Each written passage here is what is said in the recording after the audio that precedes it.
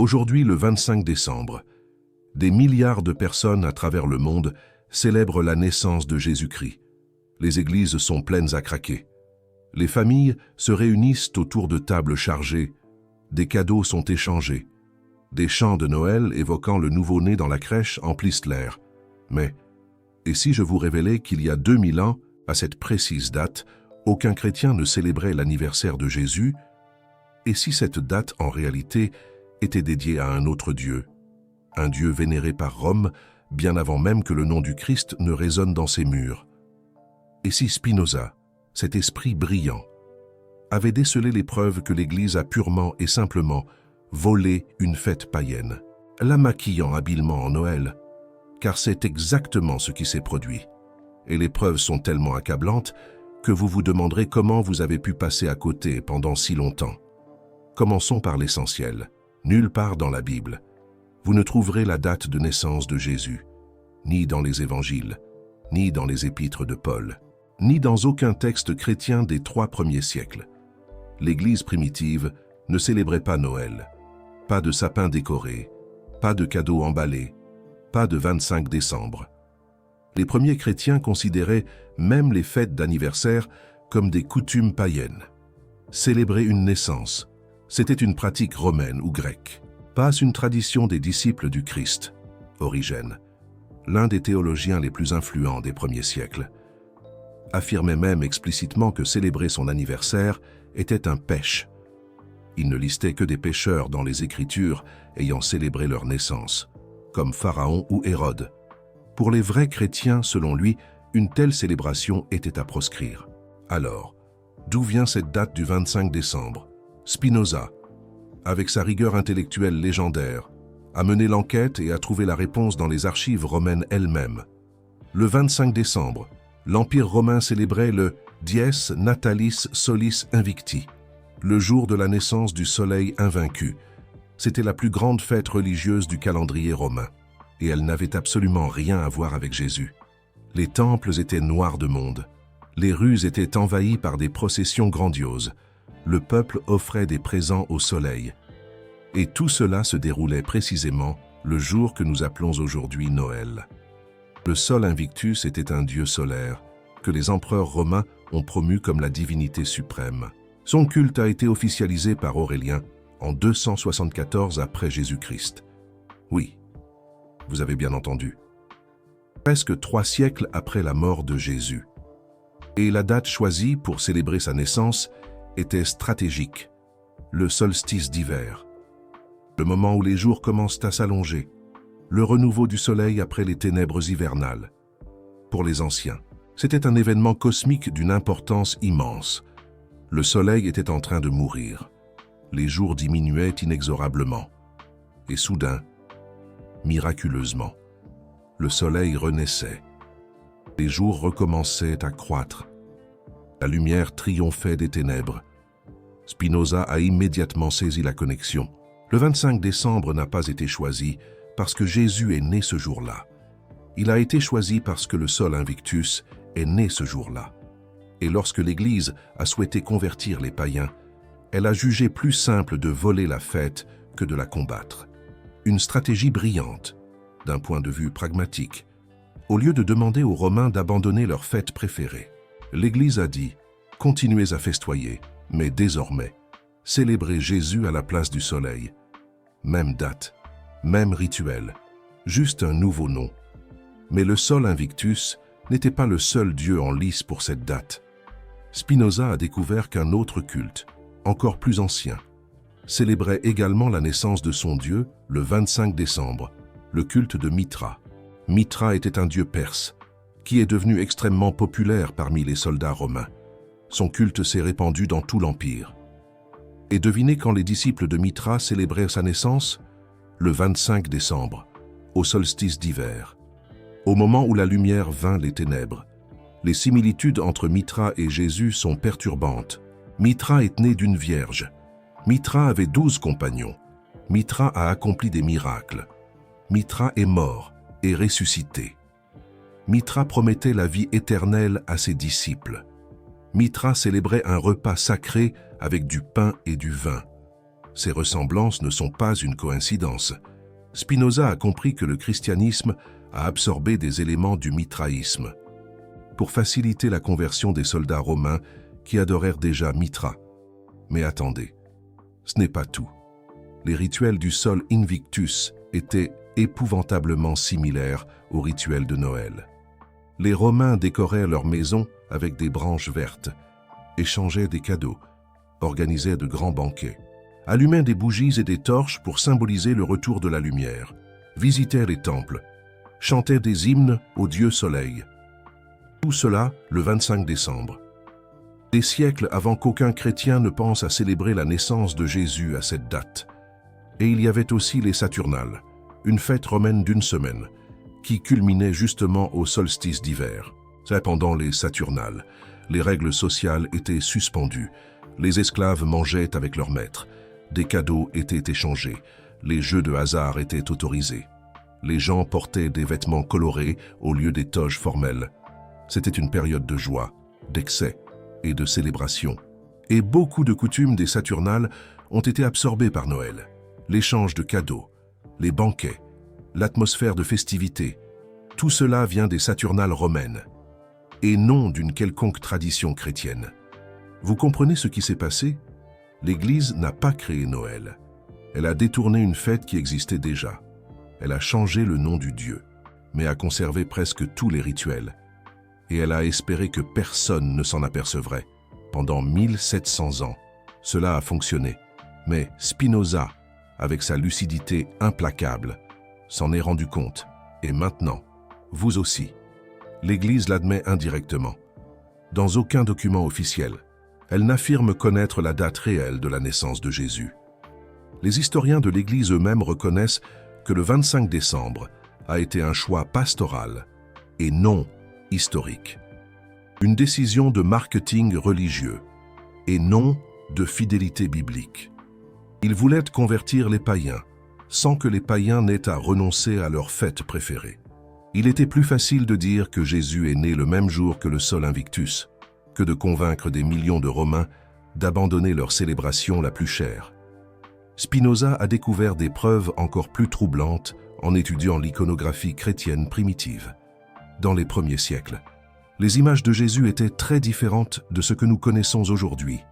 Dans plusieurs représentations, Jésus apparaît avec une auréole de rayons solaires autour de la tête, exactement comme les images du Sol Invictus. Dans certaines mosaïques, Jésus est monté sur un char solaire, traversant les cieux, là encore, exactement comme le dieu soleil romain. Il existe une mosaïque célèbre au Vatican, datant du IIIe siècle, qui montre Jésus sous les traits d'Hélios, le dieu soleil grec, avec des rayons émanant de sa tête, tandis qu'il conduit un char dans le ciel. L'Église conserve cette mosaïque jusqu'à aujourd'hui et n'explique jamais pourquoi le Jésus le plus ancien ressemble à un dieu soleil. Ce n'est pas une coïncidence. Les premiers artistes chrétiens fusionnaient délibérément l'image de Jésus avec l'image du Sol Invictus. Ils créaient une figure hybride, qui serait acceptable à la fois pour les chrétiens et pour les païens. Un Jésus solaire, un Christ qui était aussi le Sol Invictus, un syncrétisme délibéré, calculé pour maximiser les conversions, en minimisant la résistance. Et le langage religieux le confirme. Aujourd'hui, le 25 décembre, des milliards de personnes à travers le monde célèbrent Noël, la naissance de Jésus-Christ. Les églises sont pleines à craquer. Les familles se réunissent autour de bons repas. Les cadeaux s'échangent dans la joie. Des chants magnifient l'enfant dans la crèche. Mais imaginez un instant, si à cette date, il y a 2000 ans, aucun chrétien ne célébrait la naissance de Jésus. Imaginez si cette date était celle d'un autre Dieu, un Dieu que Rome vénérait bien avant d'entendre parler du Christ. Et si Spinoza, ce géant de la philosophie, avait découvert des preuves accablantes que l'Église a simplement volé une fête païenne pour la transformer en Noël? C'est précisément ce qui s'est passé. Et l'évidence est si claire que vous vous demanderez comment vous avez pu passer à côté de ça. Jésus est appelé la lumière du monde, le soleil de justice, l'étoile du matin. Ce ne sont pas des métaphores sorties de nulle part. C'étaient des titres que les Romains utilisaient déjà pour leur dieu soleil.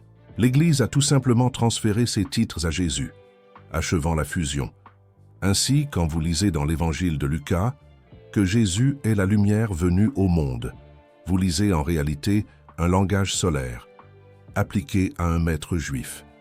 Un langage que tout adorateur du sol Invictus reconnaissait instantanément. Spinoza appelait cela du syncrétisme calculé. L'Église ne préservait pas le message originel de Jésus.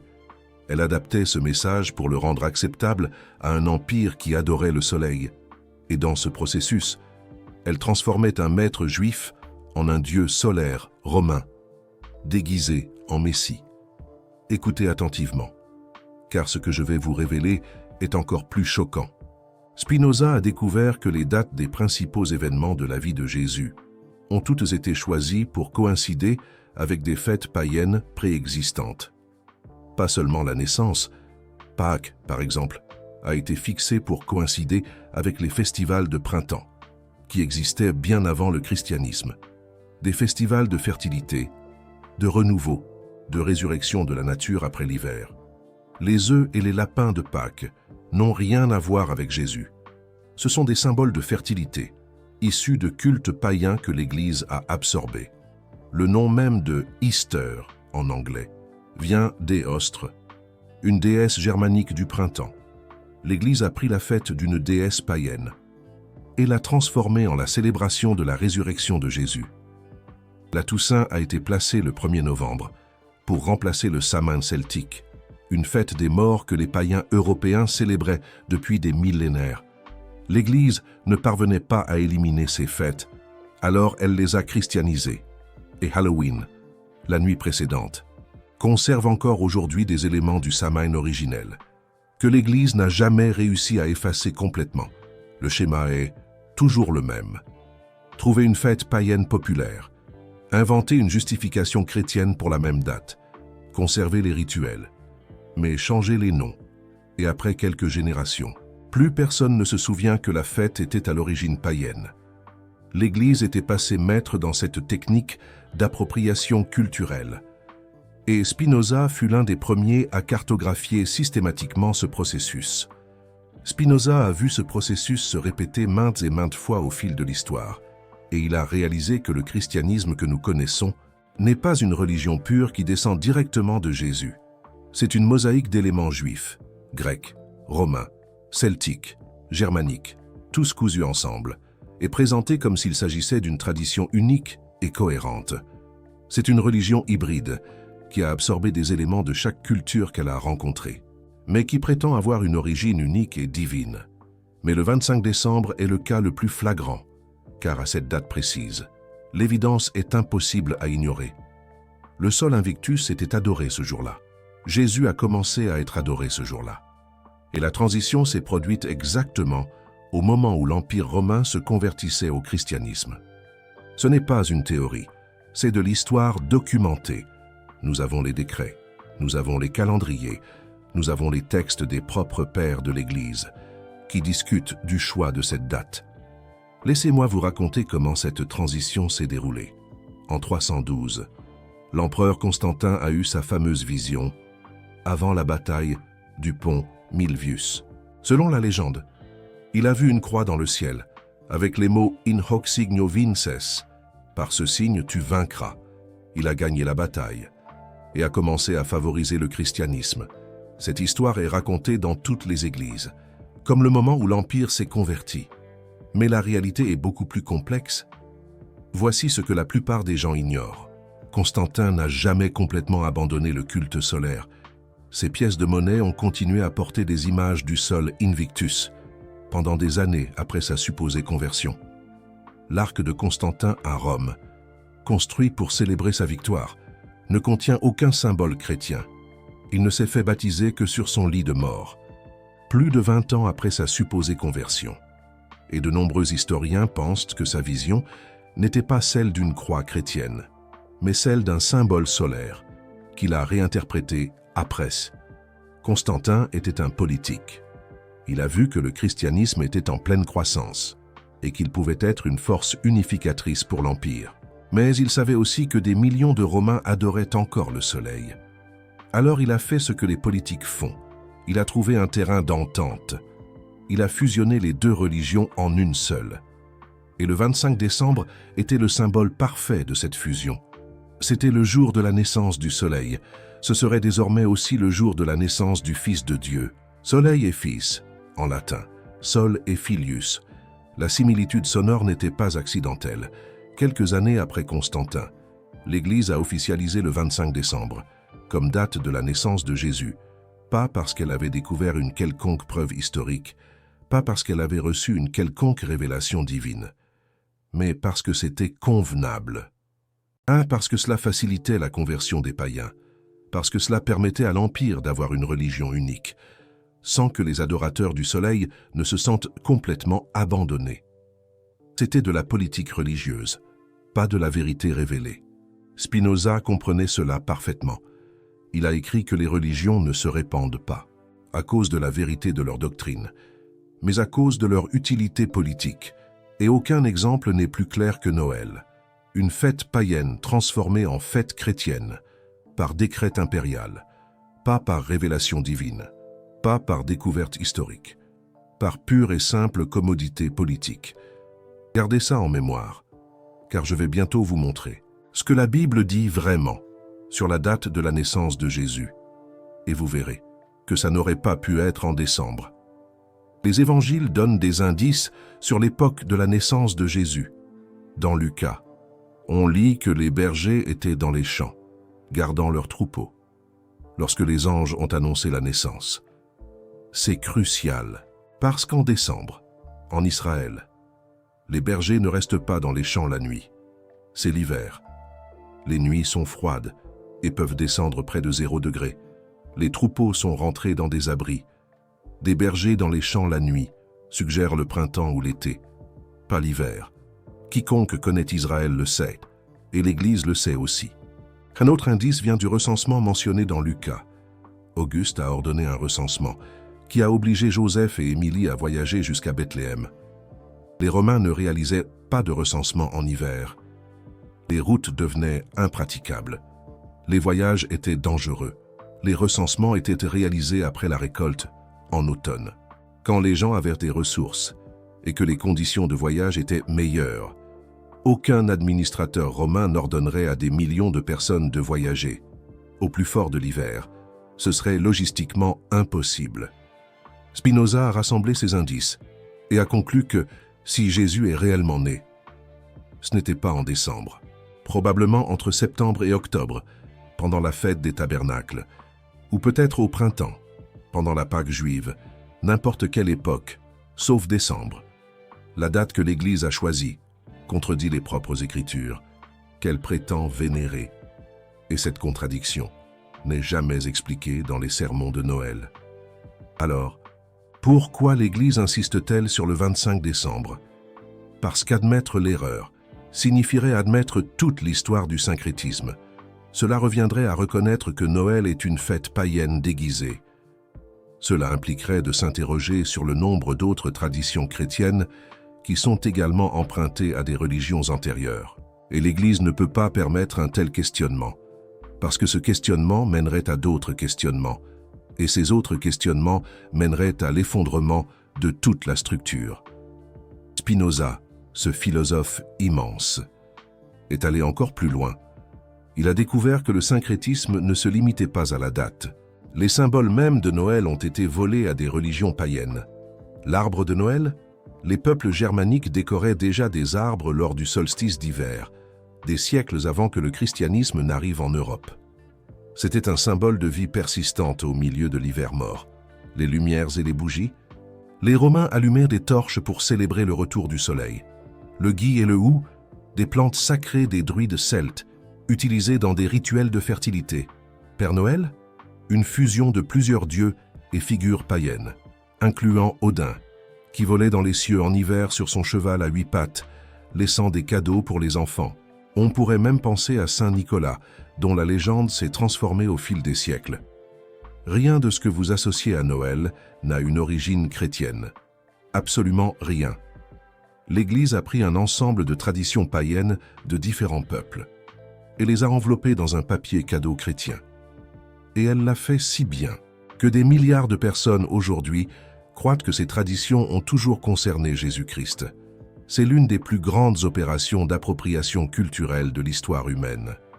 Spinoza était perturbé par cette découverte, pas parce qu'il se souciait de la pureté religieuse, mais parce qu'il voyait comment les gens étaient manipulés. Il pensait qu'ils honoraient Jésus, alors qu'en réalité, il répétait des rituels qui existaient bien avant sa naissance. Il pensait qu'il célébrait une tradition chrétienne, alors qu'en réalité, il perpétuait des coutumes païennes christianisées. Le mensonge était si ancien et si répété qu'il était devenu invisible. Maintenant, soyez attentifs, parce que ce que je vais révéler maintenant est encore plus profond. Spinoza n'a pas seulement identifié l'origine païenne de Noël, il a expliqué pourquoi cela importe. Et la raison est beaucoup plus perturbante que vous ne l'imaginez. Quand l'Église a volé la date du Sol Invictus, elle ne faisait pas que du pragmatisme. Elle établissait un précédent. Le précédent que la vérité importe moins que l'utilité. Le précédent qu'il est acceptable de mentir si le mensonge sert un but plus grand. Le précédent que la fin justifie les moyens.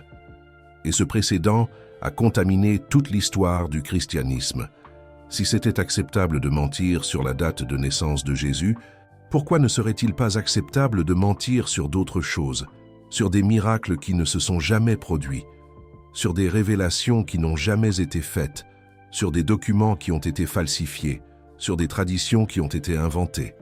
Une fois que vous acceptez le premier mensonge, tous les autres deviennent plus faciles. Spinoza a appelé cela la corruption originelle. Pas le péché originel d'Adam et Ève, qu'il considérait comme une métaphore, mais la corruption originelle de l'Église.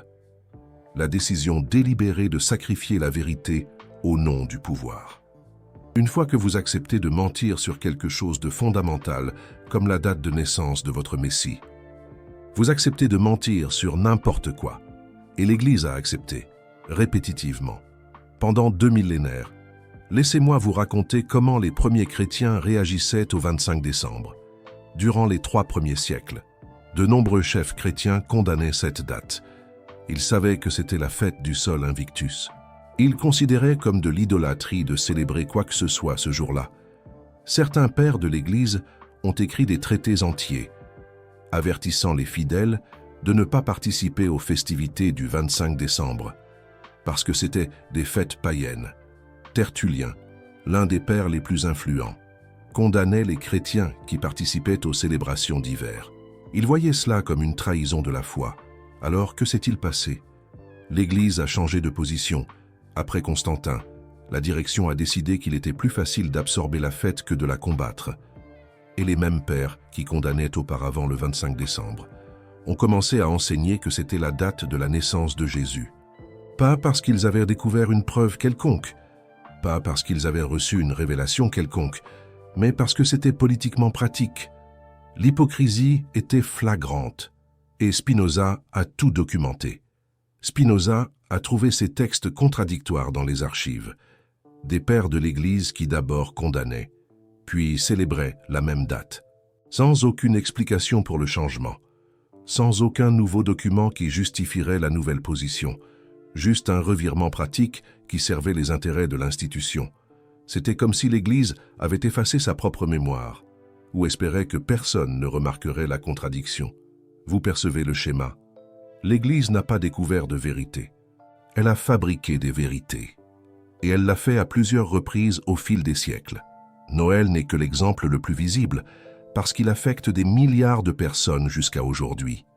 Mais le même processus s'est produit avec des dizaines d'autres doctrines et traditions. La virginité de Marie, la Trinité, le purgatoire, l'infaillibilité papale. Toutes ces doctrines ont été développées au cours des siècles, souvent en absorbant des éléments d'autres religions, et ensuite présentées comme des vérités éternelles qui ont toujours existé. Maintenant, laissez-moi vous poser une question inconfortable. Si l'Église a menti sur quelque chose d'aussi fondamental que la date de la naissance de Jésus, sur quoi d'autre a-t-elle menti? Si elle a volé une fête païenne et l'a déguisée en célébration chrétienne, combien d'autres choses a-t-elle volées et déguisées? Si elle a sacrifié la vérité au nom de la convenance politique, il y a 1700 ans, a-t-elle changé depuis lors? Spinoza savait que ces questions étaient dangereuses. Il savait que les poser mènerait à d'autres questions, et que ces questions finiraient par détruire l'autorité de l'Église. C'est pourquoi il a été excommunié. C'est pourquoi ses livres ont été interdits. C'est pourquoi il a vécu en exil. Parce que les questions sont plus dangereuses que les réponses. Et Spinoza posait les bonnes questions. Vous pensez peut-être, c'était il y a des siècles. L'Église moderne est différente. Est-ce vraiment le cas? À aucun moment. L'Église n'a officiellement admis que le 25 décembre avait été choisi pour remplacer une fête païenne. À aucun moment. Elle n'a reconnu que les rituels de Noël viennent de traditions pré-chrétiennes. Elle continue de maintenir le récit selon lequel décembre est le mois de la naissance de Jésus, même en sachant que les preuves pointent vers une autre époque. Les historiens du Vatican connaissent cette histoire. Les théologiens sérieux reconnaissent les origines païennes. Mais dans les sermons de Noël, dans les messes, dans les catéchèses, cela n'est jamais mentionné. Et le mensonge continue. Il est seulement devenu plus sophistiqué. Aujourd'hui, l'Église ne nie pas les origines païennes, parce que nier serait ridicule devant les preuves. Elle ne parle simplement pas de cela. Elle laisse des milliards de fidèles croire que Noël a toujours été chrétien, alors que les historiens savent que ce n'est pas le cas. Elle pratique le mensonge par omission, qui est aussi malhonnête que le mensonge direct.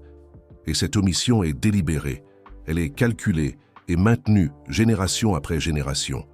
Spinoza l'avait aussi anticipé. Il a écrit que les religions se maintiennent, non pas par la vérité de leur doctrine, mais par le silence sur leurs origines. Moins les gens en savent sur la façon dont les traditions ont commencé, plus ces traditions paraîtront sacrées. Et l'Église est maître dans cet art du silence sélectif.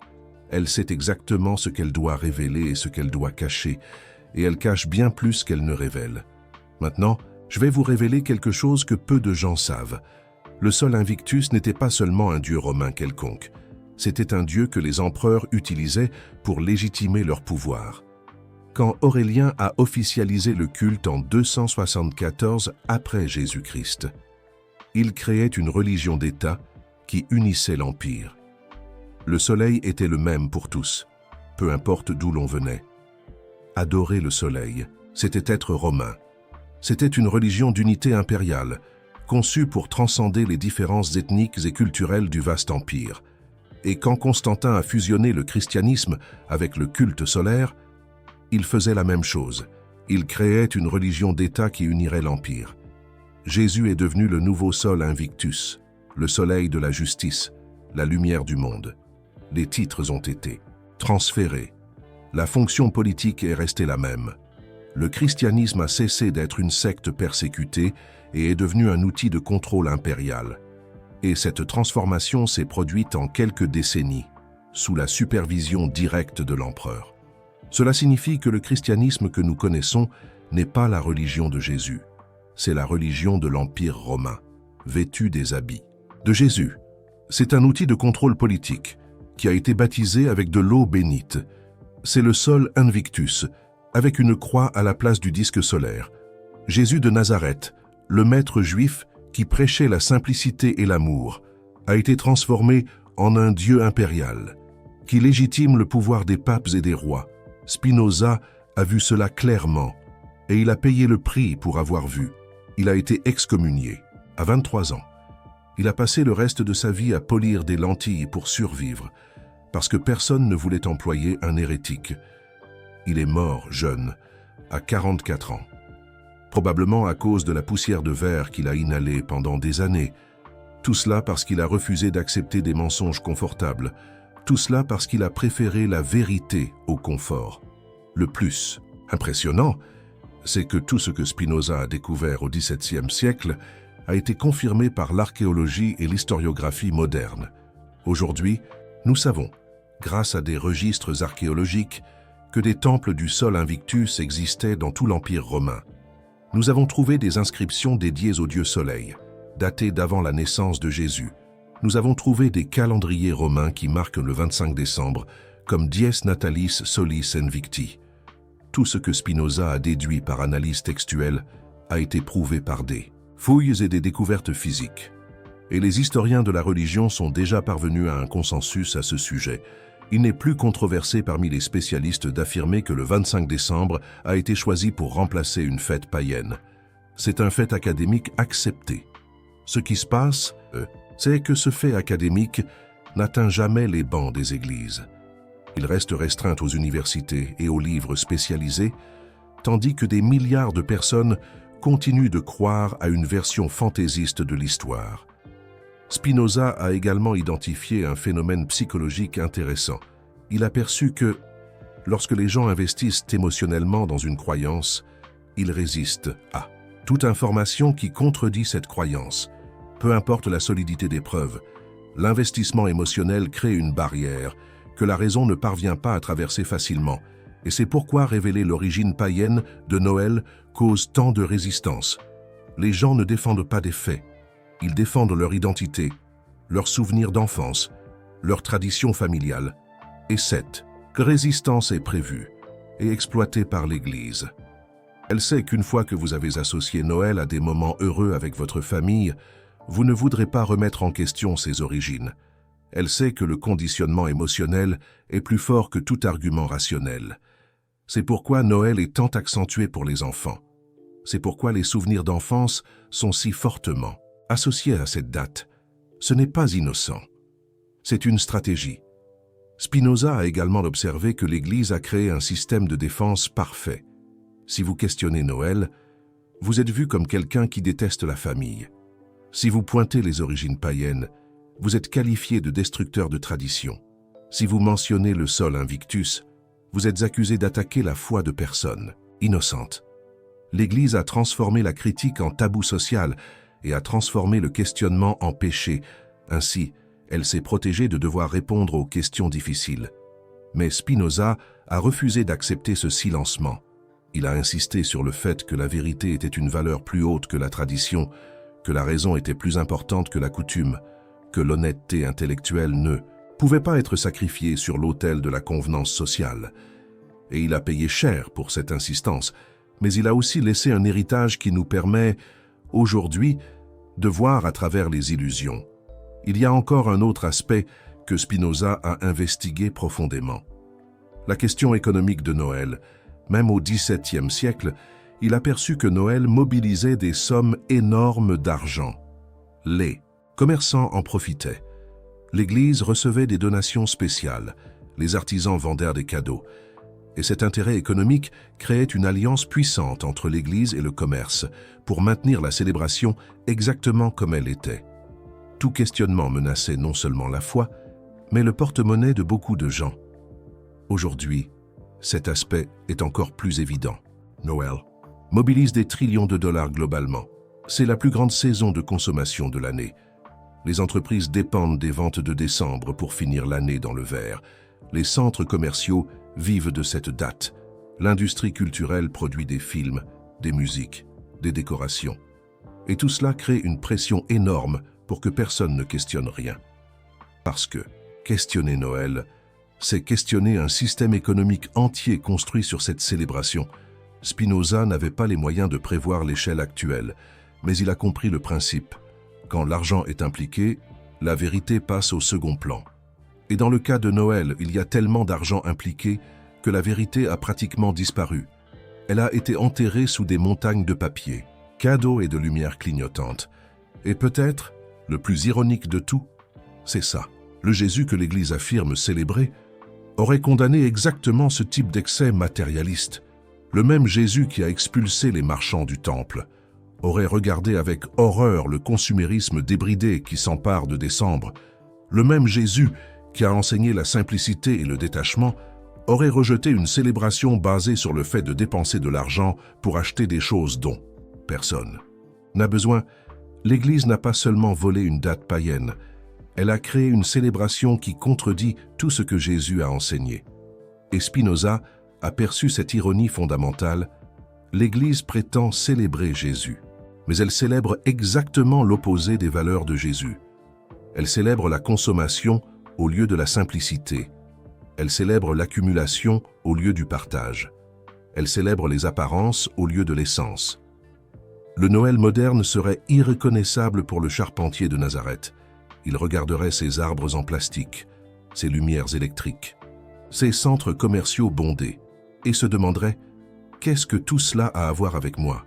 Chaque vidéo que vous regardez ici exige des heures de recherche dans des documents que la plupart des gens ne verront jamais. Des textes en latin, des manuscrits anciens, des registres qui ont survécu par miracle. Et le courage de dire des vérités que des milliards de personnes ne veulent pas entendre.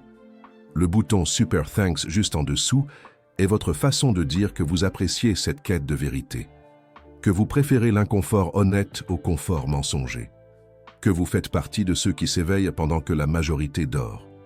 Alors, que faites-vous de cette information? Vous pouvez l'ignorer. Continuez à célébrer Noël comme vous l'avez toujours fait, en feignant de ne pas savoir d'où cela vient. Beaucoup de gens font ça. C'est plus facile. C'est plus confortable. Ça n'exige pas que vous remettiez quoi que ce soit en question. Ça n'exige pas que vous changiez quoi que ce soit. Vous pouvez fermer cette vidéo et oublier tout ce que vous avez entendu. Ou vous pouvez absorber cette vérité et laisser cela transformer votre perspective. Pas nécessairement arrêter de célébrer, mais célébrer avec conscience. Savoir que vous participez à une tradition humaine et non divine. Une tradition qui vous connecte à des milliers d'années d'humanité cherchant un sens au milieu de l'hiver. Une tradition qui est belle justement parce qu'elle est humaine, pas parce qu'elle a été ordonnée par Dieu. Spinoza a choisi le second chemin. Il ne détestait pas les traditions. Il détestait les mensonges sur les traditions. Il croyait que la vérité était toujours meilleure que l'illusion, même quand la vérité fait mal. Et il a payé avec tout ce qu'il avait pour cette croyance. Il a perdu sa communauté, il a perdu sa famille, il a perdu sa santé. Mais il n'a jamais perdu son intégrité.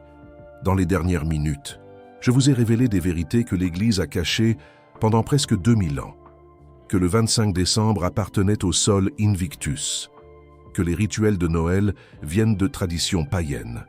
Que Constantin a fusionné le christianisme avec le culte solaire pour des raisons politiques.